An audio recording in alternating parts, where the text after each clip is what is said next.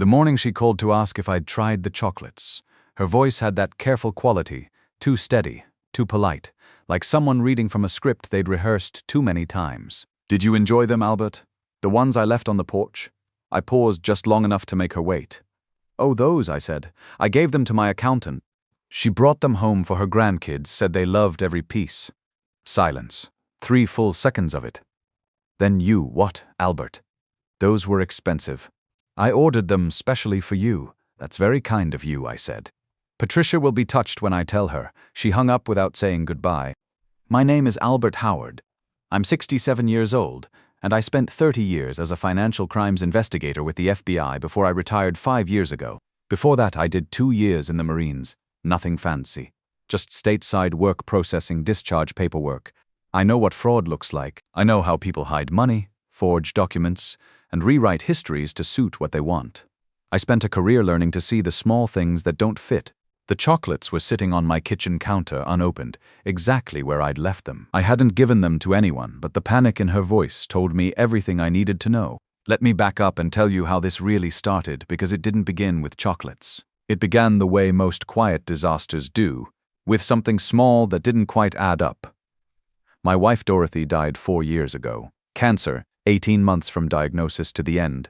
She was the kind of woman who remembered everyone's birthday, who kept a notebook of our granddaughter's favorite foods, who never met a stray cat she wouldn't feed. When she died, our house here in Oak Park felt different, quieter, like someone had turned down the volume on everything. My son Jeffrey is 42. Good man, works hard as a construction manager for a company that builds shopping centers around Chicago. He lives about 20 minutes away in Elmhurst with his wife Victoria and their daughter Emma, who's 8 years old and the brightest spot in my life. Emma has her grandmother's eyes and her way of collecting small treasures, smooth rocks, pressed leaves, bottle caps with interesting colors. When she visits, she always brings something for what we call our museum, which is a shelf in my study where we keep her finds next to Dorothy's reading glasses and a photo of the 3 generations of us at Navy Pier. Jeffrey and I have always had a solid relationship.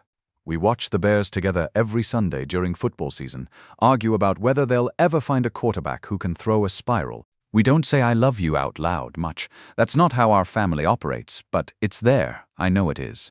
I see it when he fixes my back porch without being asked, when he calls to check on me during ice storms, when he brings Emma by just to show me a drawing she made at school. Victoria is a different matter entirely. When Jeffrey first brought her home 8 years ago, I tried to like her. Dorothy tried harder, the way she always did with people. Victoria came from money in Dallas. Her father made a fortune in oil and gas exploration before selling his company to ExxonMobil in the late 90s. She joined our family with certain expectations about how things should be done. Not malicious at first, just different. She expected a kind of deference that our family wasn't built around. We're more casual, more direct. We say what we mean. Victoria had this way of asking questions that sounded like suggestions. "Don't you think Jeffrey works too hard?" When she really meant he should ask for more money. "Wouldn't it be nice if Emma had piano lessons?" When she meant we should pay for them. "This neighborhood has gotten so busy," when she meant we should consider moving somewhere more expensive. Dorothy used to say Victoria would soften once she got used to our ways. Maybe she would have if Dorothy had lived long enough to see it. After Dorothy died, something shifted.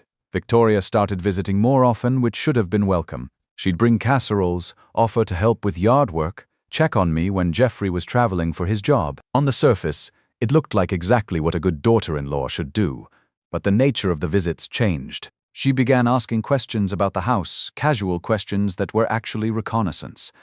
"Have you thought about downsizing, Albert? This place must be a lot to maintain on your own. My cousin Jennifer works in real estate. She says properties in this area have really gone up, haven't they? What do you think yours would be worth? Jeffrey mentioned your back has been bothering you. Maybe it's time to think about something more manageable, like one of those nice senior communities." I answered pleasantly and changed the subject every time, but I started noticing things, little things that didn't quite fit. About 2 years ago, she began stopping by when Jeffrey was traveling for work. His company sends him to job sites around the Midwest, sometimes for 3 or 4 days at a stretch. During those trips, Victoria would appear at my door with groceries, or to return a book she'd borrowed, or to see if I needed anything fixed around the house. I appreciated it, or tried to. But she always found reasons to be in my study, a book she was curious about, a document she needed to print because their printer was acting up again, a photo of Dorothy she wanted to show Emma later. I keep important papers in a fireproof safe in the study closet. Bank statements, property deeds, investment records, the kind of paperwork that represents 40 years of careful financial planning. I also have a filing cabinet with older documents, tax returns going back 10 years, Dorothy's medical files, insurance policies. After her third solo visit, I noticed the filing cabinet drawer wasn't quite closed the way I leave it. I'm precise about these things. 30 years of FBI work will make you that way. You learn to notice when something's been moved, even slightly. I didn't say anything. I just started paying closer attention. And I installed a small security camera in my study, hidden in the frame of an old FBI commendation I got for breaking up a Ponzi scheme in 2001. Call it paranoia if you want. I call it experience. When you've spent 3 decades investigating people who lie for a living, you develop certain habits. The first time I reviewed the footage, I thought maybe I was losing my mind, but there it was, clear as day. Victoria, during one of her helpful visits, when Jeffrey was in Milwaukee checking on a mall construction project, methodically photographing documents on my desk. She had a small digital camera, very professional looking. She wasn't just snooping, she was conducting surveillance. I watched her work for 15 minutes on the recording, going through papers with the efficiency of someone who knew exactly what they were looking for. Bank statements, investment reports, property tax assessments. She even opened my desk drawers, photographed the contents, then carefully arranged everything back exactly as she'd found it. This wasn't casual curiosity. This was intelligence gathering. I made copies of the footage and stored them in 3 different places: my home safe, my safety deposit box at First National, and with Patricia Miller, my accountant. Patricia and I have worked together for 15 years. She's got her own forensic background and a healthy skepticism about human nature. If something happened to me, I wanted someone else to know what I'd discovered. But I didn't confront Victoria. Not yet. In my experience, when you catch someone red-handed, you don't always get the whole picture if you move too fast. People clam up, lawyers get involved, evidence disappears. I wanted to understand the full scope of what she was planning. The chocolates appeared on March 15th, my 67th birthday. Beautiful presentation, I'll give her that.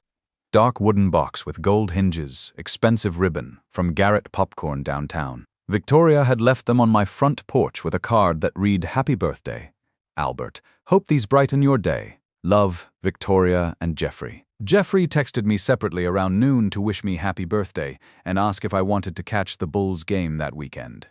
He didn't mention chocolates. He never mentioned chocolates. Something made me not open that box. I can't explain the instinct rationally, but after 30 years of investigating people who smile while they steal, you develop a sense for when something feels off. The timing was too convenient, coming just 2 weeks after I'd caught her photographing my financial records.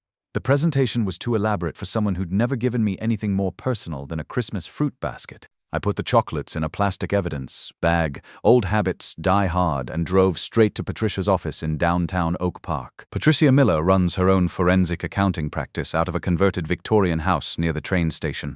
She's sharp as a tack and has helped me with my personal finances since Dorothy got sick and I needed someone to handle things while I was taking care of her. "Pat," I said, walking into her office with the bag, "I need a favor. Can you have these tested for me?" She looked at the chocolates, then at me. "Albert, what aren't you telling me? Maybe nothing. Maybe everything. I just need to know if they're safe to eat." Patricia studied my face for a long moment. We'd known each other long enough that she could read the signs. "I'll make some calls," she said. "This might take a few days and cost a few $100s. Whatever it takes." 3 days later, my phone rang at 7:30 in the morning. Patricia's voice was tight, professional. "Albert, you need to get down here now." I drove to her office through morning rush hour traffic, my hands steady on the wheel but my mind racing. Patricia met me at the front door instead of making me wait in the reception area like usual. That told me everything I needed to know before she said a word. "The chocolates tested positive for aconitine," she said, leading me to her office and closing the door. 3 pieces from the bottom layer were injected with it. Very professionally done. You'd never notice the entry points unless you were looking for them. I sat down in the chair across from her desk. Aconitine. I knew that name from a case I'd worked in 2003. Mine an insurance fraud scheme where a woman in Naperville tried to kill her husband for the life insurance money. Aconitine comes from monkshood, a plant you can buy at any garden center across the Midwest. Perfectly legal to purchase, deadly to consume in the right concentration. How much are we talking about? I asked. Enough to cause serious cardiac problems in someone your age, possibly fatal depending on how many pieces you ate and how quickly you got medical attention. Patricia pulled out a manila folder thick with lab reports. Albert, someone tried to kill you. That night, I sat in my kitchen with the lab results spread across the table where Dorothy and I used to eat breakfast together for 40 years. The house felt different now, knowing that someone had been inside it planning my death. I thought about Emma, about the visits that would stop if I wasn't around anymore. I thought about Jeffrey, who would never know his wife had tried to murder his father. And I got angry. Not the hot, destructive kind of anger that makes you do stupid things. The cold, focused anger that comes from 30 years of watching bad people hurt good people and having to build cases against them one piece of evidence at a time. I called Patricia back. I need you to do a complete financial audit, I told her. Everything, bank accounts, investments, property records, insurance policies. I want to know if anything else has been tampered with. What are you thinking? I'm thinking aconitine chocolates don't make sense as a standalone play. If she wants me dead, there has to be a reason, something to gain. And if she's been methodical enough to plan this out, there's probably more. 2 days later, Patricia called with confirmation of what I'd suspected. Albert, you need to see this. Someone's been very busy with your paperwork. I drove to Patricia's office that afternoon through a spring rainstorm that matched my mood. She had documents spread across her conference table like pieces of a puzzle, each one representing another violation of trust, another step in what was clearly a long-term plan. Look at this, she said, handing me a will that looked exactly like the one I'd signed 3 years ago after Dorothy died. Same lawyer letterhead, same witness signatures, same notary seal. Except this version, dated October 14th of last year, changed everything. Instead of leaving my estate in trust for Emma's education and future, it transferred everything directly to Jeffrey, with a clause that if anything happened to him, Victoria would inherit as his surviving spouse. I was in Chicago on October 14th. I told Patricia. Law enforcement conference at the Palmer House. I've got hotel receipts, conference registration, photos from the dinner. I know, she said. That's what makes this so clever. She created an alibi for herself by using a date when you were provably somewhere else. If anyone questioned the signature later, you'd have proof you couldn't have signed it. Patricia pulled out another document, but here's where she got sloppy. The notary seal belongs to a service in Gary, Indiana, that specializes in what they call document solutions for people with complicated family situations. The Indiana Attorney General's office has been investigating them for 6 months. I studied the forged will, comparing it to the real one Patricia had retrieved from my lawyer's files. The signature was good. I'll give Victoria credit for that. She'd had plenty of practice from photographing my bank statements and tax returns, but there were small differences in the ink color, slight variations in letter spacing that a forensic document examiner would catch immediately. There's more, Patricia said, pulling up spreadsheets on her laptop. I found irregularities in your checking account going back 18 months. Small transfers, nothing dramatic, $200 here, $350 there, always just under the amounts that would trigger automatic bank notifications. She turned the screen so I could see the patterns. The money was going to an account registered to something called Midwest Property Solutions, LLC. I ran the business registration. It's a shell company registered in Delaware with Victoria Richardson, listed as the managing partner, Richardson, her maiden name. She's been skimming from you for over a year, Albert. Probably testing to see if you'd notice small amounts missing. When you didn't, she got bolder. I leaned back in my chair, processing the scope of what Patricia had uncovered. This wasn't a crime of passion or opportunity. This was systematic, patient, methodical. Victoria had been playing a long game, positioning herself to benefit from my death, while creating plausible deniability for every piece of the plan. What's our next move? I asked. We call the police and the FBI. This crosses state lines with that Indiana notary service, which makes it federal fraud. Your old colleagues will want to take a look at this. I thought about Jeffrey, about how this would destroy him. About Emma, who would lose both her mother and her sense of family security in one blow. About the questions that would follow us for years. Not yet, I said. I need to talk to Jeffrey first. He deserves to hear this from me before the federal agents show up at his door. Patricia looked at me like I was making a mistake, but she nodded. You've got maybe a week before I have to file reports with the banking authorities. After that, this becomes an official investigation whether you want it to or not. That Saturday morning, I asked Jeffrey to meet me for coffee at Lou Mitchell's, a diner near Union Station where we'd been going since he was a kid. I brought a manila envelope with copies of everything: the lab report, the forged will, the bank transfers, still photos from the security camera footage. Jeffrey ordered his usual coffee, black wheat toast with strawberry jam. I ordered coffee and pushed the envelope across the table. "What's this about, Dad? Just look through it. Take your time." I watched my son's face change as he processed each piece of evidence. The confusion, then disbelief, then a kind of hollowing out as the reality settled in. He spent 20 minutes going through everything twice, not saying a word. Finally, he looked up. "She tried to poison you, yes, with Emma in the house. With Emma calling you Grandpa and bringing you those little rocks she finds, yes." Jeffrey put his head in his hands. The coffee shop noise continued around us. Orders being called out, register bells, conversations about weekend plans. Normal life happening while my son's world collapsed. "How long have you known," he asked, "about the chocolates? A week. About the rest of it?" "Patricia just put it together yesterday. And you didn't call the police because you're my son. Because Emma's my granddaughter. Because this family has already been through enough loss without me making it worse."